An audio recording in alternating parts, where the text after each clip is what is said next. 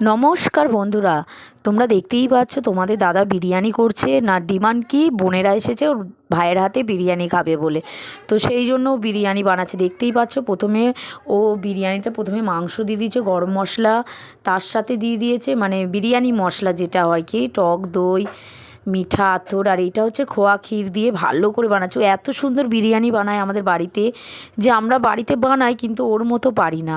তো তোমরা দেখতেই পাচ্ছ কীভাবে বিরিয়ানিটা কত সুন্দর করে, আর রাইসটা দেখুন জাস্ট পুরো একটা একটা খুব সুন্দরভাবে বিরিয়ানিটা করছে।